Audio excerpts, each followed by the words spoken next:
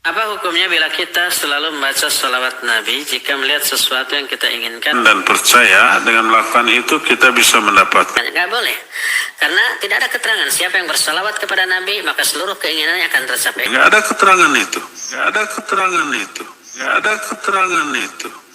Idan tukfahamat. Jika seperti itu, kau banyak menggunakan waktumu untuk bersalawat kepadaku, tukfahamat, maka akan dicukupi segala keinginanmu. Jadi kalau ndak tahu, ndak usah menjawab, karena yang terjadi nanti Anda itu berdusta, berbohong, dan melakukan pengkhianatan ilmiah. Bismillahirrahmanirrahim. Assalamualaikum warahmatullahi wabarakatuh. Alhamdulillah, wassalatu wassalamu ala rasulillah wa ala alihi wa sahbihi wa mawala, amma ba'du.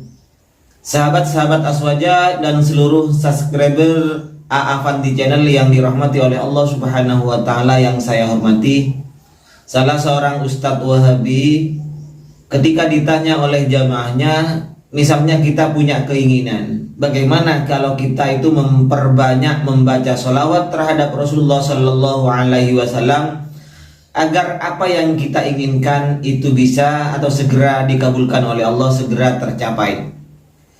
Jawaban si Ustadz Wahabi ini dengan entengnya langsung mengatakan tidak ada dalilnya seperti itu, tidak ada riwayat yang mengatakan seperti itu. Nah, inilah gampangnya lisan orang-orang Wahabi ketika menjawab suatu pertanyaan yang sebenarnya dia sendiri tidak ngerti tentang masalah itu, dirinya sendiri tidak tahu, dia langsung ngomong tidak ada dalilnya.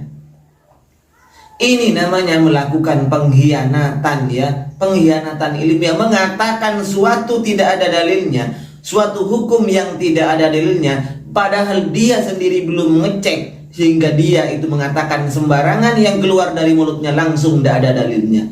Ini namanya pengkhianatan ilmiah.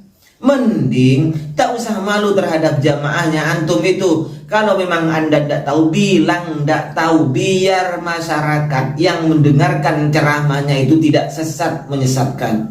Anda sendiri dolun sesat, dan orang yang mendengarkan Anda itu menjadi tersesat gara-gara Anda. Ya kalau tidak tahu bilang tidak tahu, tidak usah malu. Contoh ulama salaf ketika para imam mujtahid, Imam Malik, Imam Hanafi ditanya tentang sesuatu, tidak semuanya yang dijawab. Dari beberapa puluh paling yang dijawab 4 atau 5. Lah Anda ini, Anda tidak tahu langsung ngomong tidak ada dalilnya. Baik, mari kita buktikan apakah benar itu ketika kita punya keinginan, misalnya dengan membaca salawat kita berharap semua hajat kita akan terpenuhi, akan dipenuhi oleh Allah Subhanahu wa ta'ala, akan dikabul oleh Allah Subhanahu wa ta'ala. Benarkah ini memang sesuai dengan yang dikatakan oleh Ustadz Wahabi tadi, bahwa tidak ada dasarnya, tidak ada riwayat dari Rasulullah Sallallahu Alaihi Wasallam?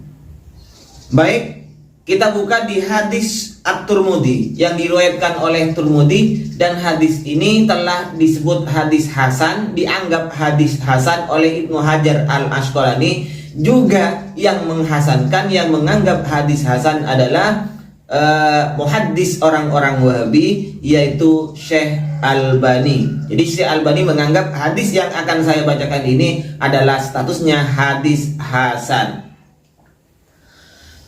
Redaksi hadisnya seperti ini. Karena Rasulullah Sallallahu Alaihi Wasallam idza dhahaba sulusal laili qama. Rasulullah Sallallahu Alaihi Wasallam ketika berlalu 2/3 malam, maka Rasulullah ini bangun.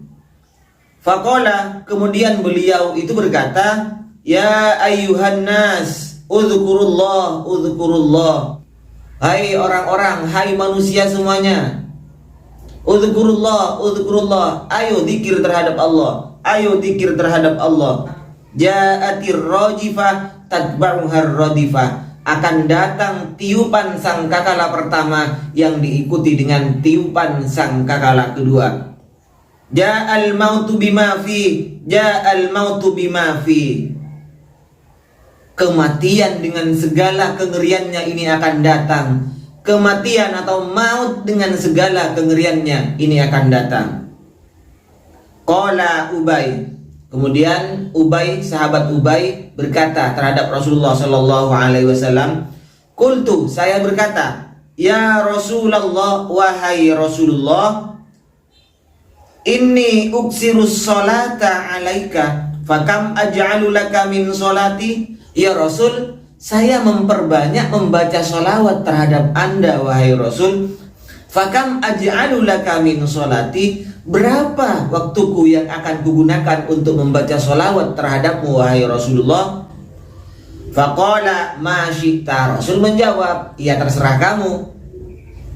Qala qultu ar-rubu', kemudian Ubay ini menjawab, 1/4 wahai Rasul.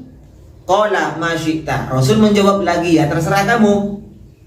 Fa in zidta fa huwa khairun laka, tapi jika kamu tambah maka itu lebih baik lagi. Qultu an-nisfu, separuh ya Rasulullah, artinya akan digunakan waktunya separuh untuk membaca salawat kepada Rasulullah. Kemudian Rasul menjawab, qala ma syi'ta fa in zidta fa huwa khairul laka, ya terserah kamu, tapi jika ditambah lagi dari separuh itu akan lebih baik padamu. Qala qultu fathulusaini, kalau 2/3 wahai Rasulullah. Qala ma syi'ta fa in zitta fa huwa khairul laka, ya terserah kamu, 2/3 tidak apa-apa, tapi jika ditambah dari itu maka itu niscaya akan lebih baik padamu. Jawaban Nabi tetap sama. Qultu, saya berkata, kata Ubay, aj'al laka sholati kullaha, semua waktuku akan kugunakan untuk sholawat terhadapmu, wahai Rasulullah. Qala, kemudian Nabi menjawab, idzan tukfa hammak, jika seperti itu maka segala keinginanmu akan dicukupi oleh Allah Subhanahu wa ta'ala, dan semua dosamu akan diampuni oleh Allah Subhanahu wa ta'ala.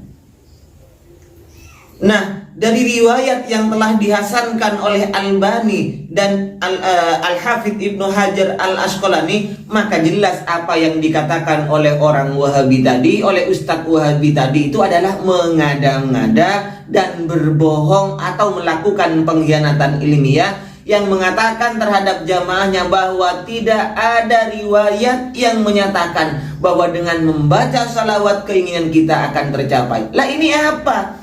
Idan tukfa hammak, jika seperti itu kau banyak menggunakan waktumu untuk bersalawat kepadaku, tukfa hammak, maka akan dicukupi segala keinginanmu. Jadi kalau tidak tahu, tidak usah menjawab, karena yang terjadi nanti Anda itu berdusta, berbohong, dan melakukan pengkhianatan ilmiah.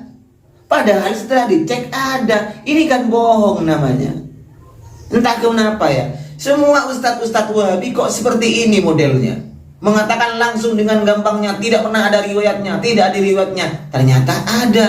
Ini katanya menurut Imam Syafi'i seperti ini, menurut Imam Nawawi seperti ini. Ternyata Imam Syafi'i tidak mengatakan seperti itu, Imam Nawawi tidak mengatakan seperti itu. Ini sering terjadi dilakukan oleh ustadz-ustadz Wahabi ini. Apa namanya ini? Kenapa kalian seperti ini terus melakukan pembohongan terhadap jamaah-jamaah Anda, berusaha membohongi, mencokoki jamaah-jamaah Anda? Kenapa ini? Apa sebenarnya tujuan Anda ini? Baik ya, untuk teman-teman Aswaja, sudah kita buktikan bahwa yang dikatakan oleh Ustadz Wahabi tadi adalah bohong dusta. Mohon maaf sebelumnya. Wa ilal mini. Wassalamualaikum warahmatullahi wabarakatuh.